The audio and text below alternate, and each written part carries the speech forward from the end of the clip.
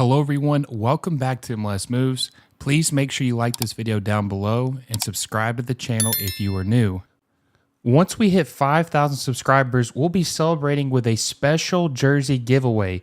2 lucky subscribers will have the chance to win a jersey of their choosing. Whether you're a diehard fan or you're just joining the fun, this giveaway is our way of saying thank you for your support. So spread the word, hit that subscribe button, and let's reach our goal by the end of July.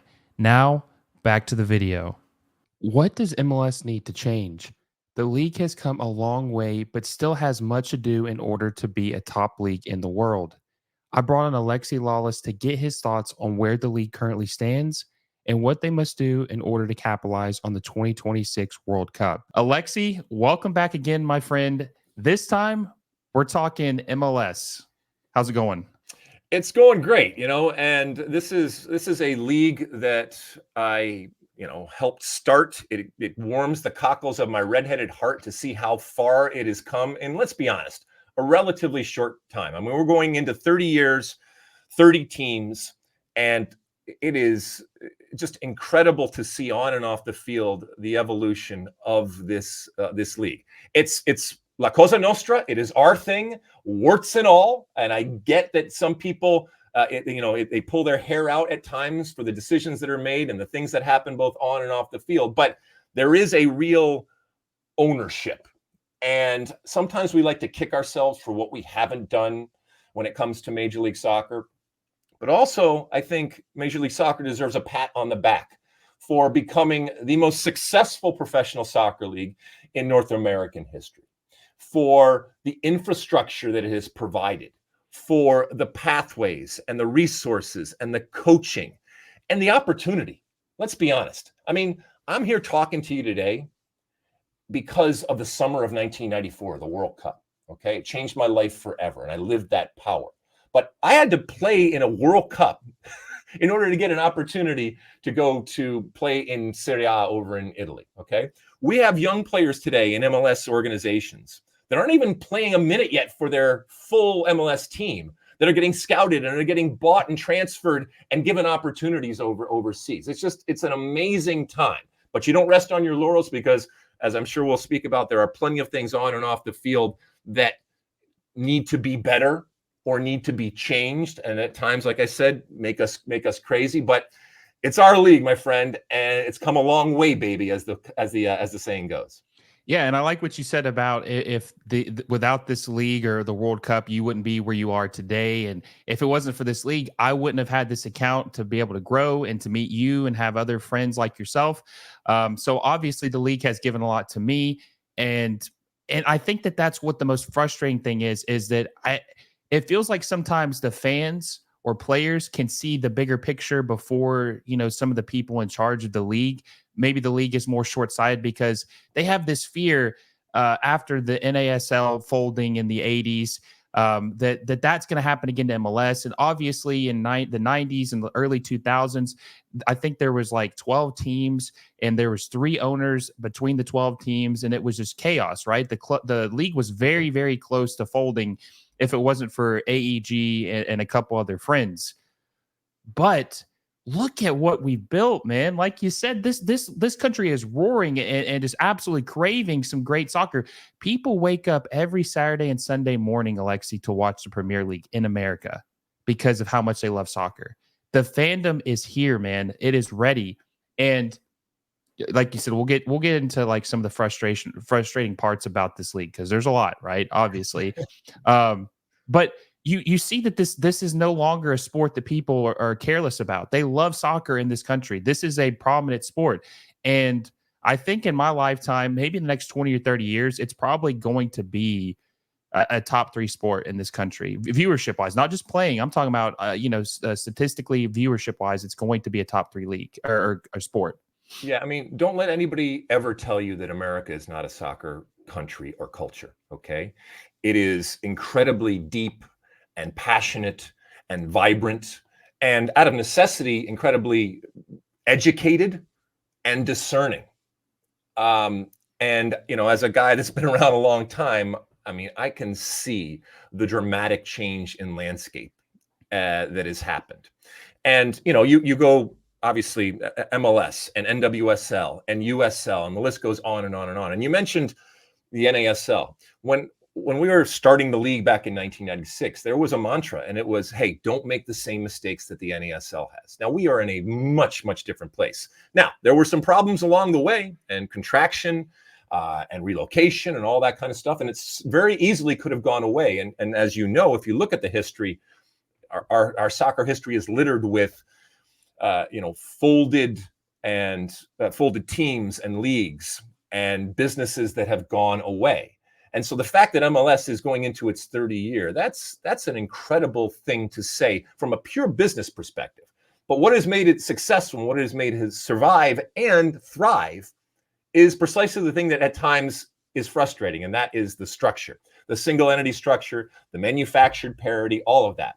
And I think where the frustration comes from, even from those that are in it and can appreciate and respect it. And look, we love to spend other people's money and tell people how to spend their money. But the frustration is, this is America and Canada, but this is America.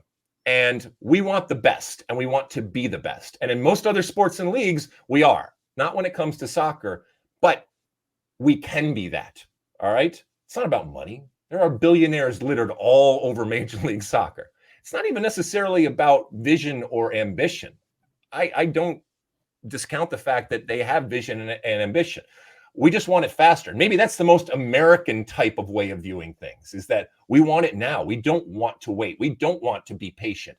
And especially with 2026 coming, if there was ever a moment to do big, bold, dare I say, arrogant things, both on and off the field from an MLS perspective, or by the way, any soccer perspective across the United States, this is it. Yeah, and that's kind of a point of why I feel I think June 7th was the 1-year anniversary of Messi deciding to come to Inter Miami, which is the biggest, debatably, people, I guess if there's no Beckham, there is no Messi, right? So I guess you could call it the biggest player to ever come here, but maybe not the most impactful signing to the league. That's debatable. But either way, you're signing the biggest player to ever play this game. He's a marketing juggernaut, right? Anywhere he goes, gold, gold, gold, cash out the showers, right? I mean, it's swarming him. I just don't think they have capitalized on the signing when you look at it 1 year later. Yes, Apple has, and I think they've increased their viewer or subscriptions to like 2 million, that's very good for MLS, especially, because a lot of people aren't going to subscribe to watch MLS. Some people are just going to watch it on your boss at FS1, which that's good, right? You can watch it, but the it's not as accessible for every casual fan. You have to pay for subscription. Now there is a couple free games, but not as many as you would like. I just think they've failed to capitalize on having the biggest player. Wouldn't you think that when you sign someone like that, who's going to get all this attention to your league, is the time to invest and spend more, because everybody's going to be watching. And if the quality is improved and it's, at the where we think it can be, or getting to that point, they're going to stick around even when Messi's gone, because it's a good league. And I'm not saying MLS is a bad league. I'm just saying it could be better. And this is the time to keep investing and make it a more enjoyable league, a better quality league. And because if Messi leaves in 26 and this league hasn't improved that much, Alexi, I think we're in trouble. Yeah, so there's a lot to unpack there. So when it comes to the Apple situation, all right, Apple's responsibility to their shareholders and to their company and to their business is to sell a lot of Apple product, and obviously to sell the subscriptions when it comes to Apple Plus and all of that. And their responsibility is not necessarily to Major League Soccer or to soccer for that matter. They are using Messi in order to do that. I think where we agree is that you have this incredible opportunity and you have this incredible legend. And unlike David Beckham, this is arguably the greatest player ever to play the game. And with that comes incredible credibility and cachet. And you don't want to waste that. And all of these people coming into the tent.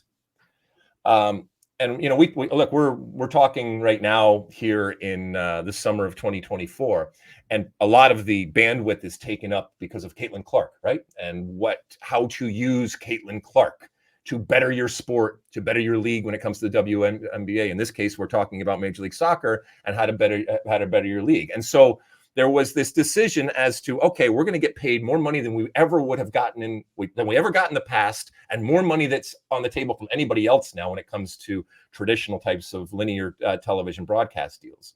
But we're going to be behind a paywall, and we're in a subscription type of situation. And so are we out of sight, out of mind?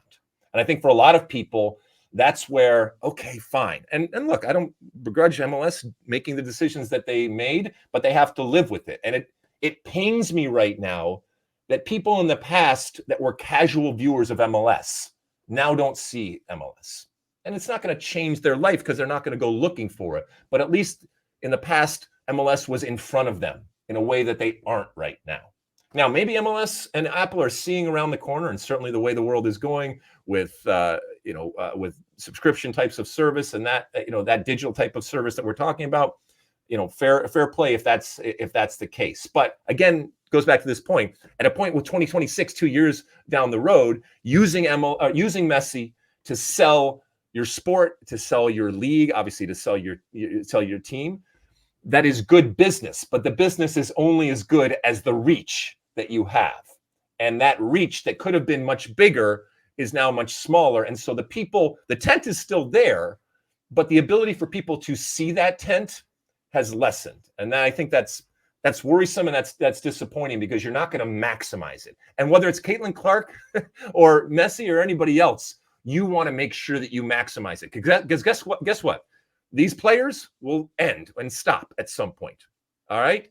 The circus will leave town. And what are you left with? Well, hopefully you're left with a bunch of people that never would have tasted your product before, and they stay in that tent because of that. A lot of people will leave, but a lot of people will stay. And that's the most important thing. If and when it's over, when it comes to Messi's time in MLS, or even when it comes to Caitlin Clark's time in basketball, you want to have raised everything to a level that you can then move on from and deal with when these big stars aren't there. Yeah, and I think back to 07 when you were at the Galaxy and you guys signed David Beckham. Mm-hmm. I think there was only one designated player rule at that time, and obviously I think by 2011 they had three. Yeah, we created the designated player rule, the player rule, in order to actually facilitate it. To get David Beckham, exactly. Yeah. And Alexi, I just can't. Now they've obviously added they put a little MLS spice on a couple rules, TAM and GAM and U22s and all that. But I obviously the designated player rule is so nice because it kind of doesn't limit you, right? You can sign a player to whatever salary, to whatever transfer fee. There's no handcuffs at all. There's no stipulations, right? I think the most surprising part is that 2011 is when the third designated player spot was announced, and we're still at 3DP 13 years later. Like, I look at Inter Miami, the brand, right? When Messi signed, that club skyrocketed. That is a top club in the world, at least merchandise-wise and brand-wise now. I don't think anybody would disagree that if they had no restrictions on salary or transfer fees, that Miami wouldn't build a top 25 club in the world right now. If you just took all the rules out the window, they'd have a top 25 club in the world. Yeah, so first off, and this goes back to the branding, right? When people think about MLS, they still think about the Los Angeles Galaxy. David Beckham hasn't touched a ball for over a decade for the Galaxy, right? But that was the power that we used when it came to the brand of Beckham and associating that. And now you're a global brand. In the same way that Messi's going to go at some point, but Inter Miami and that whole pink vibe and aesthetic, that's going to resonate and continue on. And that is worth its weight in gold. I think you and I and many people, like we said, we like to tell people how to spend their money. I think it's important to understand the dynamic of the ownership groups in Major League Soccer. You have your nouveau riche and a lot of the OGs. Now, MLS doesn't exist without those OGs. And at times, MLS and the Anschutz and the Hunts, having multiple teams and getting us through those real lean times. You also have to recognize that there are a section of owners that want to do big, bold things, that want to spend money, that want the restrictions and the challenges taken away. And that's great. But there's also others that don't necessarily want to do it and say, hey, listen, look how far we've come in 30 years because of the fiscal responsibility that we have had and the restraint that we have had. And you can, I think, respect that. But to your point, we haven't seen what the other version looks like. And I would love nothing more than to see if it was a free-for-all. Do whatever you want, especially with the deep pockets and the vision and the competitive nature that a lot of these owners have. And in doing so, you're still going to have owners that are going to be left behind because either they can't, not they can't, because they can, they just don't want to compete. All right. But the safety valve in that is that there's no relegation and you're still around. Now, what you will be exposed to as an owner is ridicule and criticism. And owners, as big as they are, they don't like that because your fan base and media is going to say, well, why aren't you doing what this team over here is doing? Why aren't you keeping up with the Joneses?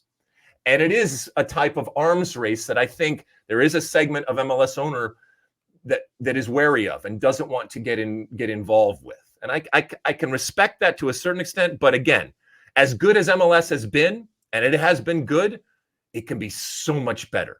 And I would love to see the other version of Major League Soccer where there are no restraints and off we go. And in a sense, that's the most American version, isn't it? Where you just may the best company win, may the best technology win, may the smartest people win out there.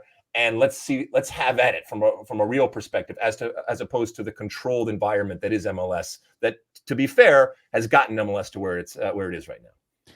Yeah, and you brought up a good point about bad teams have no punishment about being relegated because it's a closed system. Obviously, it's a single entity league. Mm-hmm. The one thing I think about is the cheap owners, right? Let's just use Colorado Rapids as an example because historically they've been a very cheap club. They don't spend like the Galaxy's, LAFC, Inter Miami, New York City FC. They're not spending a lot of money. They're very strategic on their spending. Mm-hmm. If they allow a club like LAFC to just go wild, right? Spend what they want. Mm-hmm. Wouldn't that inherently make them more wealthy because they're going to bring more eyes to the league? They're going to have more subscriptions because they got better quality teams, and they are not in a position to have to spend because there's no regulation for that. And they're not going to be relegated. They're already a club that normally finishes at the bottom of the league. Montreal would probably be a better example because they have, since Wilfried Nancy, been absolutely terrible. Mm-hmm. But they're already finishing at the bottom of the league, so it's not changing that. Yet they're having clubs with better players who are going to bring more attention to the league and make them more money because more people are going to subscribe to Apple. More people are going to watch games on FS1 when they're on. It's a tide lifting all boats. So I don't understand why they are so persistent on or insistent on holding the ambitious teams back. Yeah, they don't want to be forced to do it. They also feel that if and when the restrictions are taken off, there is a competitive advantage. So now you're comparing apples to oranges when it comes to what Colorado can do, even if they want to do it, and what LAFC can do.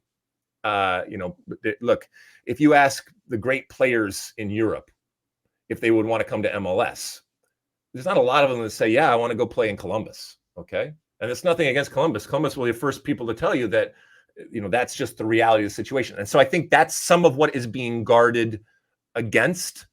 But if you went to all the MLS owners and said, you know what, the future of the world rests on your ability to create the most popular and greatest soccer league in the world, and you have a limited amount of time to do it, can you imagine what that would look like?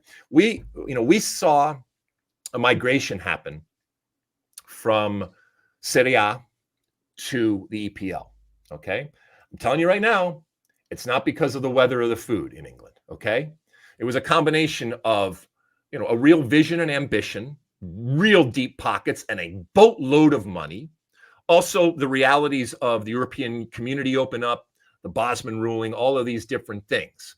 But that type of migration can happen again, especially to a place like North America, and in particular the United States, where a lot of players want to go and if you can, make it worth their while in terms of what you are paying them, the lifestyle that it affords for them, and not just them, but also their family, education, the medical situation, the safety, even, practical things like that.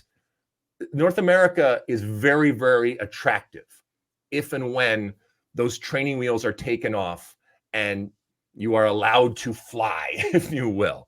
But again, I try to put myself in the shoes and in that room with the other owners. And sometimes I'm left scratching my head saying, well, it seems like a no-brainer.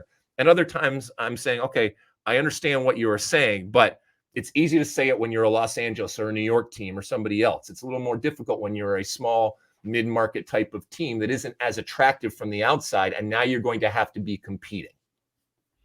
Yeah, and I agree with that, and that's why I think I don't think we're going to chase Premier League anytime soon. Where, like you said, it doesn't really matter about what the what the view is from your house or what's in your town. It's more about the money and the life and everything you provide for them. That's why Serie A players made the move to England.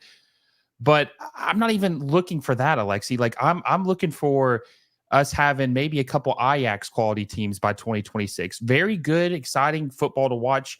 Obviously better quality teams than what we have right now. I'm just trying to be have realistic expectations. And even that, even if we got to the level of the Eredivisie, right? That's a good league, man. I would take that. That is an improvement over what we have.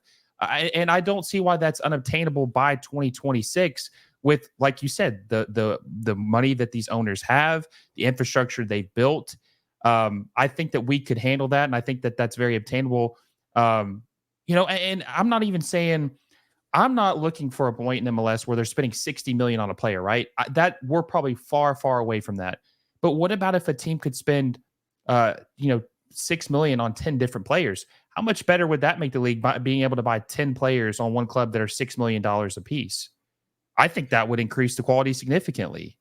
Yeah, I mean, you having followed MLS for so long, I mean, some of these these rules and regulations, it should be noted, MLS's rules and regulations are designed to be fluid and flexible. Okay. And yes, there is a competitive side to it, but MLS doesn't want to ever be in a position where they can't make the league better because they are prohibited to do so because of the rules. Okay. So there is a little bit of flexibility.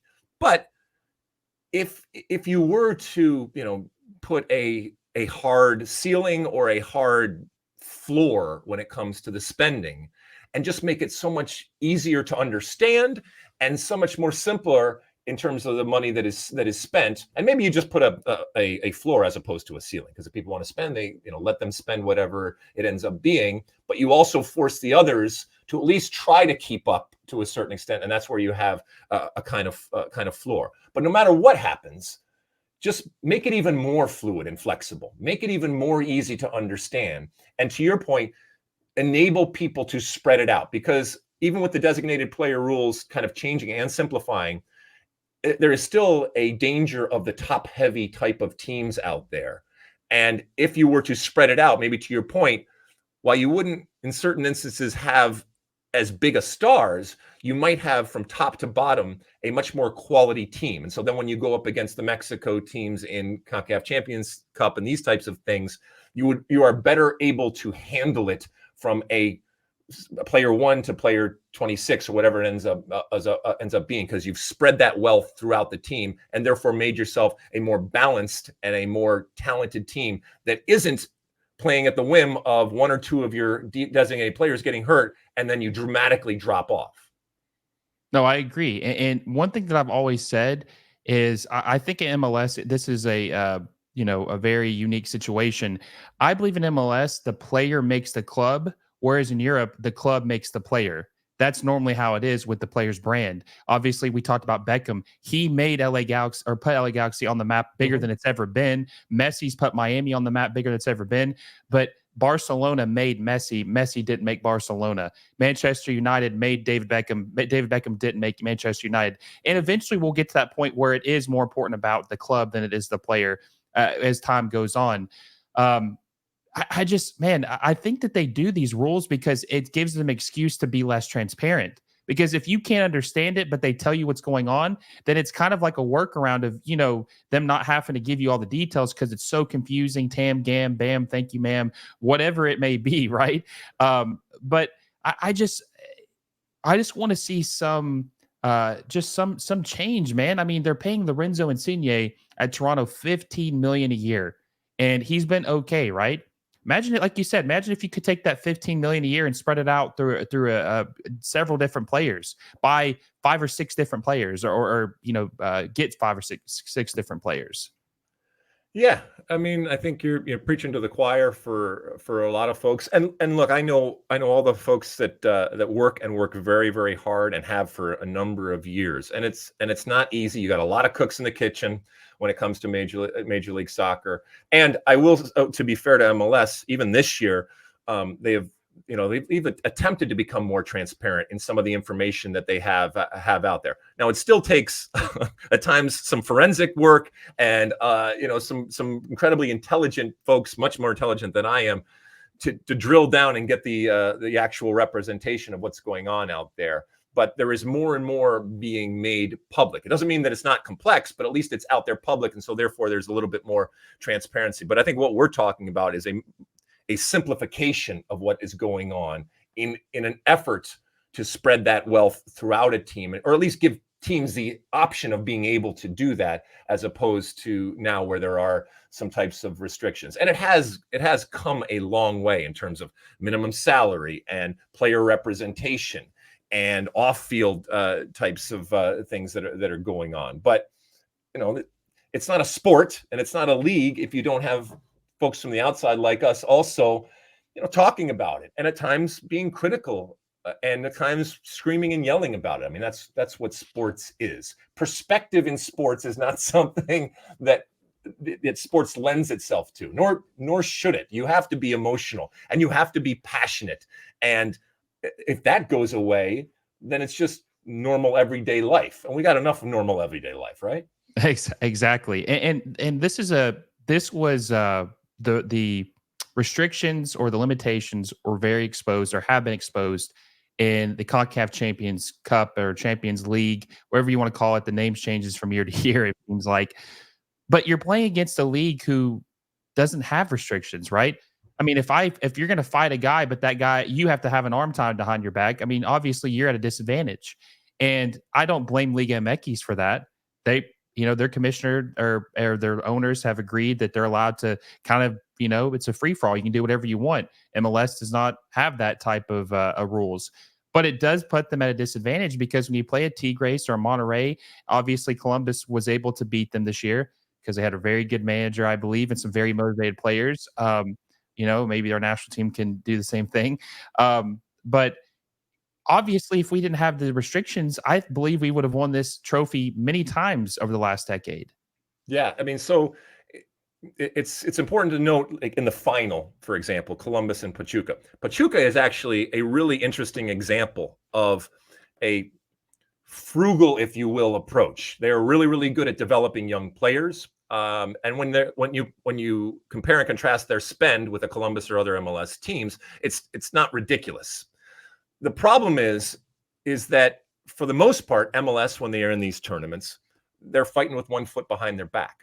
And so I would want to see what these tournaments looked like. And to your point, what would have the history been had all of the MLS teams had the ability to do what they wanted? And so now you're talking about a mass of teams that when these tournaments come, now you have all of the MLS teams at their highest level, and all of these MLS teams that are not restricted and restrained in any way. And your chance of winning, not just individual games, but ultimately being champions of CONCACAF increases dramatically because of the amount of teams that are now put at another level because they are able to do these things. And, again, it's MLS teams are manufactured in terms of the parity to compete within MLS. But we know when it comes to soccer, and uniquely when it comes to soccer, the international competition is important, and it goes to credibility and the compare and contrast that is often done, and in particular when it comes to the US. And so when these MLS teams are now outside of the controlled environment of MLS, it's not a fair fight. And you want it to be a fair fight. But again, MLS is competing with the restrictions that they use for MLS that work in MLS outside. And that's disappointing and difficult when you want MLS teams to do well, because being a Concacaf champion, it lends to it lends itself to credibility out there, and you want to do it as many times as possible. And it's been very, very few times that an MLS team has been a champion of Concacaf. Basically three: the Galaxy, DC, and Seattle over the years. Yeah, and I think what their plan was, Alexi, because they really emphasized the homegrown player rule, right? They really put a lot of emphasis on the academies, developing youth players, and I believe what MLS's plan was to have these rules to sign foreign players, and then their depth would be supplemented by the homegrown players. That was going to be the depth, cheap depth that was quality, but the homegrown player isn't where they thought it would be by this point. It's not bad. It's just not where they thought it would be a decade ago. And I believe that was what they were really banking on. And there has been some very good homegrown players, but normally, or youth players, but a lot of them haven't even had a chance to play for the club, right? They've made the move to Europe. I mean, look at Dallas. How many great players have they had in their youth academy that never actually played for Dallas? Yeah, and this is where I talk about Commissioner Garber, who, by the way, has done a wonderful job and not beyond criticism, including what I'm about to do here. For years, he has talked about making Major League Soccer a league of choice. Okay, and for players coming in and international players, I think he has done a really good job of opening up eyes and providing a platform for players coming in to make it a league of choice when they could have traditionally gone to the Eredivisie or to other places around Belgium and Portugal and these types of places as their first initial step onto wherever it ends up they want to go. The problem is that if it is to be a league of choice, then it also has to be a league of choice to domestic players and a lot of these domestic players that you are developing. And if and when these players get big and you aren't willing to pay them the money that they can command elsewhere, then it's not going to be a league of choice. And in order to not be viewed as a feeder league, which I don't think MLS wants to do, the Eredivisie, they're fine being that. That's their niche, and that's what they are fine with. I don't think that MLS wants nor should be settling for that. But if they don't want to be that, then they also have to make sure that they are keeping the talent here. Now, from a national team perspective, I know there's people that will cry about that. Oh, no, you're stunting their growth and all this kind of stuff. That's fine. But MLS's job is to do what's right for MLS. And are you aspirational or not? Is a young player that's growing up in the U.S. looking as, you know what I want to do? I want to play for Nashville. And that'll be the moment of pride that I have. Well, in order to do that, you have to make it worth their while, because we're not competing just within the United States like most leagues and sports out there. It's within the world. And the rest of the world is paying more money at times and is providing them starry-eyed types of visions. And that's MLS's challenge. If and when you have a great player, you got to be in the conversation. And you might win or lose that contractual negotiation. And they just might say, you know what, the only thing I want to do is play over in Europe. Well, again, you got to make it worth their while in terms of what you pay and the aspirational part of it. And that, I think, is important, because right now for Don Garber, if it's going to be a league of choice, I think it has to be a league of choice for everyone. No, and I agree with that. And they've tried to do that with two players. With Jesus Ferreira, he's making like, I want to say $2 to $2.5 million a year with Dallas. Walker Zimmerman's making $3.5 million with Nashville SC. But the problem is that they put themselves in this predicament where they're paying these guys, but they're limiting their other resources. They need to have a system where they can pay those guys, but it doesn't hinder them from signing other players as well. Because you want those guys to be playing against better players, not be hampered down and playing against lesser talent because of the restrictions.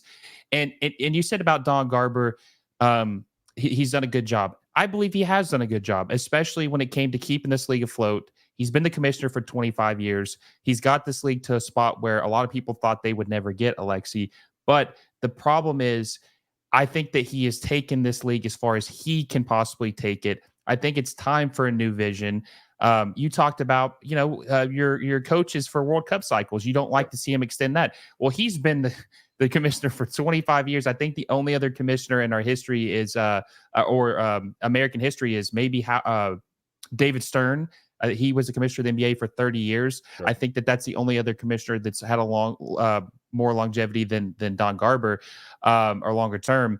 But I think that when you have seen the league at its worst, it also kind of prevents you from seeing it at its best, because it's always in the back of your mind of a little being timid because you're afraid of just, you've seen everything that's happened that's wrong with this league, and it kind of can make you a little timid to take a step forward or push the league forward. That's why I think that it needs someone with a vision that can take it to the next level.